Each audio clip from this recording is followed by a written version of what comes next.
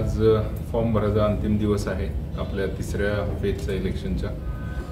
मी गेले 6 ते 8 महिने माढा लोकसभा मतदारसंघामध्ये आदरणीय शरदचंद्रजी पवार साहेब यांच्या राष्ट्रवादी काँग्रेस पार्टी शरदचंद्रजी पवार या पक्षाचं निष्ठेने काम करत होतो आणि लोकसभेच्या रिंगणात उतरण्यासाठी पूर्ण ताकदीनं या निवडणुकीला सामोरं जाण्यासाठी प्रचंड मी मेहनत घेतली।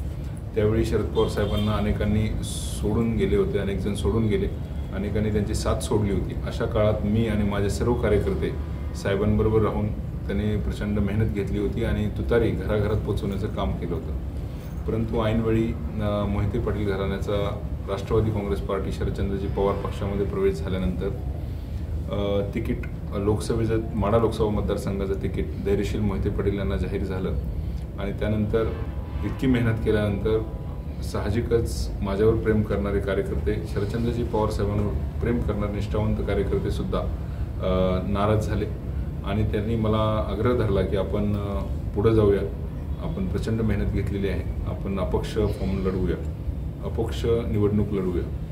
परंतु त्या कार्यकर्त्यांची समजूत घालण्याचा मी प्रयत्न केला, पण अत्यंत उत्स्फूर्त असंपणे त्यांनी मला त्या दिवशी मीटिंग घेण्यास भाग पाडलं आणि त्या दिवशी मी अपक्ष निवडणूक लढवण्याचे संकेत दिले होते। त्यानंतर माझी शरद पवार साहेबांशी आणि जयंत पाटील साहेबांशी वैयक्तिक भेट झाली। त्या दोघांनी मला बोलून घेतलं होतं आणि माझ्या शंकांचं, माझ्या कार्यकर्त्यांच्या शंकांचं निरसन त्यांनी केलं। मुळात मी या लोकसभा निवडणुकीमध्ये काही विजन घेऊन उतरलो होतो। मसवड परिसरामध्ये एक मोठा इंडस्ट्रियल कॉरिडॉर तयार होतोय आणि त्या कॉरिडॉरच्या अनुषंगाने अनेक नवनवीन योजना त्या भागात केंद्र सरकारच्या माध्यमातून आपण आणू शकतो आणि माझे अनेक मित्र जॉईंट सेक्रेटरी लेवलला केंद्र सरकारमध्ये काम करत असल्यामुळे अनेक योजना मार्गी लावणं शक्य होतं। त्या भागातील शेतकऱ्यांच्या शेतजमिनी जाणार आहेत त्यांना न्याय देणं शक्य होतं। त्याचबरोबर स्थानिक स्तरावर अनेक स्किल डेव्हलपमेंट अकॅडमी काढून त्यांना स्थानिक लोकांना रोजगार निर्मिती करून देणं शक्य होतं। अशा अनेक कल्पना मी घेऊन या लोकसभेच्या निवडणुकीत चाललो होतो।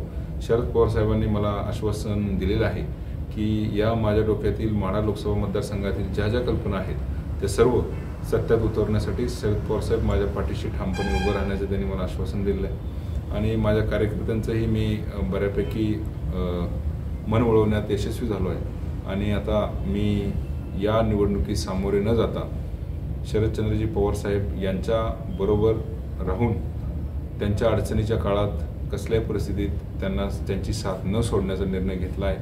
त्यामुळं शरदचंद्रजी पवार साहेब यांच्या तुतारी या चिन्हावरील धैर्यशील मोहिते पाटील यांना मी पाठिंबा देत असून प्रचंड बहुमताने मी त्यांना निवडून आणण्यासाठी प्रयत्नशील राहणार आहे आणि माझी पूर्ण ताकद, माझ्या कार्यकर्त्यांची पूर्ण ताकद त्या धैर्यशील मोहिते पाटील यांच्या पाठीशी उभी राहील। शरदचंद्रजी पवार साहेब यांनी पक्ष स्थापन करूनसुद्धा त्यांच्याकडून पक्ष काढून घेतला गेला। त्यांच्यासारख्या इतक्या हिमालय एवढ्या मोठ्या व्यक्तीला खूप वाईट परिस्थितीतून जावं लागलं आणि या त्यांच्या शेवटच्या काळामध्ये इतक्या मोठ्या माणसाला कसल्याही परिस्थितीत आम्ही एकटं पडू देणार नाही आणि साहेबांच्या साथीनं कायम राहू एवढाच मी विश्वास या निमित्ताने व्यक्त करतो आणि मी या निवडणुकीत तुतारीचा प्रचंड बहुमताने निवडून येण्यासाठी प्रयत्नशील राहीन एवढं आश्वासन माझ्यावर प्रेम करणाऱ्या माझ्या सर्व मित्रांना, कार्यकर्त्यांना देतो।